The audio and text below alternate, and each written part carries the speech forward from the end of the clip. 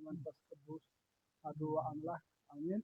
የተከበራችሁና የተወደዳችሁ የእግዚአብሔር ቤተሰቦች እመቤታችን እናታችን የንጽሕተ ንጹሐን የቅድስት የድንግል ማርያም የቃል ኪዳን የአስራት ልጆች እንደምን አላችሁ? እንደምን ሰነበታችሁ? እንዴት ከረማችሁ? እንኳን ለጌታችንና ለአምላካችን ለመድኃኒታችን ለኢየሱስ ክርስቶስ በዓለ ልደት በሰላም አደረሳችሁ። እንኳን አደረሳችሁ። አሁን የምንገኘው በኢትዮጵያ ኦርቶዶክስ ተዋሕዶ ቤተክርስቲያን በአዊ ሀገረ ስብከት በአጎንታ ደብረ ምሕረት ቅድስት ድንግል ማርያም ቤተክርስቲያን አገልጋይ ከሆኑት ከዲያቆን ጌታቸው ጋሼ ጋራ ነው። እንግዲህ እንደሚታወቀው ዲያቆን ጌታቸው ጋሼ በአጎንታ ደብረ ምሕረት ቅድስት ድንግል ማርያም ቤተክርስቲያን ሰንበት ትምህርት ቤት የመዝሙር ክፍል ተጠሪና ኃላፊ ነው። እንዲሁም የሰንበት ትምህርት ቤቱ ሰብሳቢ ነው። እንግዲህ ዲያቆን ጌታቸው ጋሼ በረጅም ጊዜ እንደምንታወቅነው ሰዓት ጀምሮ የሰንበት ትምህርት ቤቱ መዝሙር ክፍል ህፃናትና አዋቂዎችን ይዞ እያስጠናና እያገለገለ ያለ ወንድማችን ነውና ዲያቆን ጌታቸው ጋሼ በመጀመሪያ እንዴት ወደ ሰንበት ትምህርት ቤት መጣህና መቼ መጣህ? እግዚአብሔር ይስጥልን። ያው እኔ ወደ ሰንበት ቤት መቼ መጣ እንዴት መጣ ለሚለው ጥያቄ እኔ ወደ ሰንበት ቤት የመጣሁት በ1991 ዓመተ ምህረት በወቅቱ የአራተኛ ክፍል ተማሪ ነበርኩኝ እና ከአካባቢያችን በዳንግላ ወረዳ በአፈሳ ኪዳነ ምሕረት ቤተክርስቲያን ያው በጤና ባለሙያነት ያው ክሊኒኩ ጠገብም ስለነበረ ታገለግል የነበረች እህታችን ናት። ያው ወደ ሰንበት ቤት ልጆችን ህፃናትንም አሰባስባ ወደዚያም እኔም እንድገባ መቼም እግዚአብሔር ሰዎችን ሲጠራ በሰዎች ላይ ማድሮ በምክንያት አድርጎ ነው የሚጠራና በዚያ አማካኝነት ያው 1991 ዓመተ ምህረት መጋቢት 12 ቀን ነው ሰንበት ቤቱ የተጀመረ። እዚያው በወቅቱ የነበሩ ያው አባቶቻችንም ያው አብረው እህታችንን ያግዟት ስለነበረ እኛንም ልጆችን አሰባስባ በዚያ በወቅቱ ወደ ሰንበት ቤት እንድቀላቀል ለአሁኑ ህይወቴም መሰረት እንዲጥልልኝ የሆነው በዚያን ምክንያት ነው ያለ ሀሳብ። ተጨማሪ ካላችሁ ከሲስተር ጋርድሽ በተጨማሪ የወንጌል አገልግሎት ያገለግሏችሁ የነበሩ መምህራንስ እነማን ነበሩ? እሺ፣ አመሰግናለሁ። በወቅቱ የወንጌል አገልግሎት በእርግጥ እህታችን የሚያስጠኑን የነበረ ያው መዝሙር ነው። አንዳንድ ነገሮችን ያው እንደ እናት እኛን እንደ ልጅ እህታችን ደግሞ እንደ እናት ሆነው ምክር ይመክሩናል። ያው ወጥተው በመድረክ ላይ ለሴቶች ያው የእግዚአብሔርን ቃል ለማስተላለፍ እንደው እንትን ባይቻልም ጋዜጣዎችን ስመ ጽድቅ ጋዜጣ በወቅቱ ነበረ። መለከቶችን ከመካከል ቁማም ታነብልናለች። እዚያ በተረፈ ደግሞ በረከታቸው ይደርብንና አሁን በሕይወተ ሥጋ የሌሉት ቅርብ ጊዜ ያረፉት አራት አይና ቆሞስ አባ ይባቤ በላይ ቅርብ ስለነበረ ለአፈሳ ኪዳነ ምሕረት የእሳቸው ገዳም በየሳምንቱ ማለት ይቻላል ተማሪዎቻቸውን እየላኩ ያስተምሩን ነበረ። ከዚያ በተረፈ ደግሞ መምህር ፀሐይ የሚባሉ ያው መምህራችን ዛሬም አሉ። እዚህ ዳንግላ ከተማ ነው የሚኖሩት።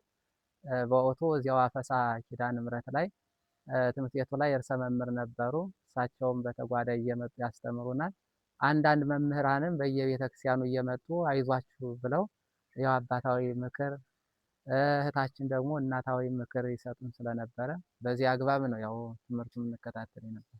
እዛ ከክብረ ደናግል ናዳ ገዳምና ጉባኤ ቤት በየምታ ይባል ጉባኤ ቤት የሚመጡ በወቅቱ ደቀ መዝሙር የነበሩ ዛሬ ደግሞ እንግዲህ በዓለም ዳርቻ ያሉ በወቅቱ ደቀ መዛሙርት የነበሩና ወደ እናንተ እየመጡ ያገለገሏችሁ ከነበሩ ሰዎች እንደሚጠቅሳቸው ሰዎች ይኖራል ታስታውሳቸው?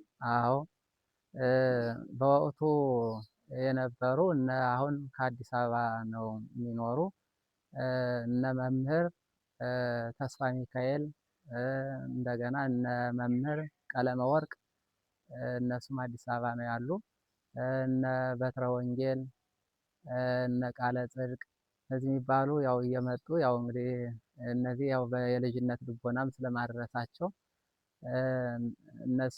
እነዚህ እየመጡ ያስተምሩን ነበረ። እንዲያውም እኛን ልጆችን ሳይንቁ መምህራችን በረከታቸው ይደርብንና አራት አይና ቆሞስ አባ ይባቤ በላይ መጠው እኛን ባዶ ሜዳ ላይ ሰብስበው አይዟችሁ ልጆች ነገ እንደዚህ ሆናችሁ ነው ነገ ለቤተ ክርስቲያን እንደዚህ አገልጋይ የምትሆኑና ጠንክሩ ብለው እሷንም ደግሞ አይዞሽ በርቺ ብለው እሷም ጠንካራ ስለነበረች እስከዚህ ድረስ ያው አገልግሎት እናገኝ ነበረ። ከመቼ ጀምረህ ነው ወደ ዳንግላ የመጣህ?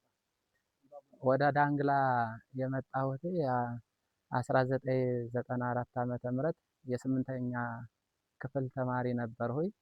በወቅቱ ያው አራተኛ ክፍል 1991 ዓመተ ምህረት አራተኛ ክፍል ነበር ብያችኋለሁ። ዳብልም ስለነበረ ያው በዳብልም ስላለፍኩኝ በ1994 ዓመተ ምህረት የስምንተኛ ክፍል ፈተና ተፈትኜ ያው በወቅቱ እስከ 8 ብቻ ስለነበረ ከዚያ ካፈሳ ትምህርት ቤት ላይ ይሰጥ የነበረ ወደ ዳንግላ ከተማ መጥቻለሁ። 1995 መስከረም ወር ወደ 9ኛ ክፍል ተዛውሬ ያው ወደዚህ መጣሁ።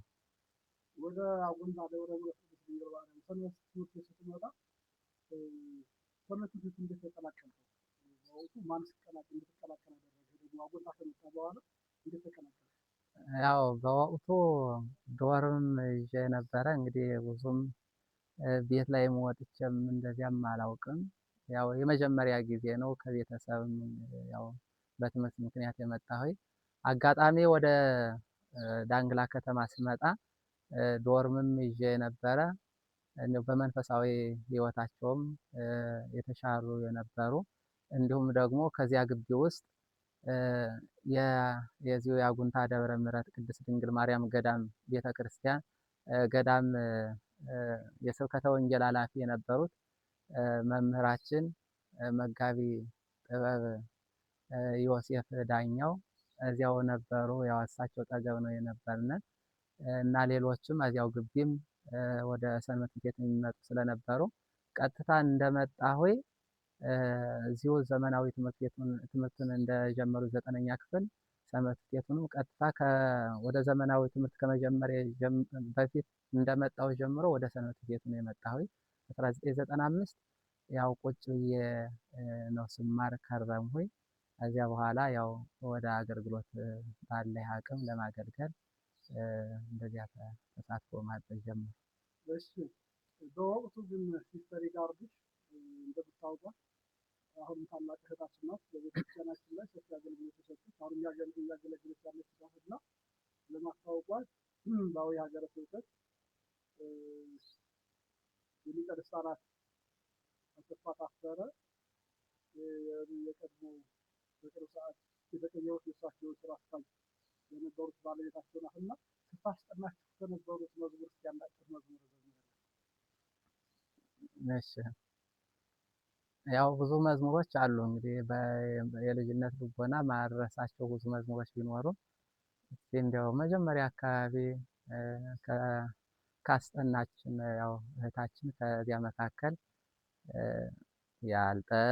ያልጠፋነው በእግዚአብሔር ምሕረት የተነሳ ነው ያልጠፋነው በእግዚአብሔር ምሕረት የተነሳ ነው ቸርነቱ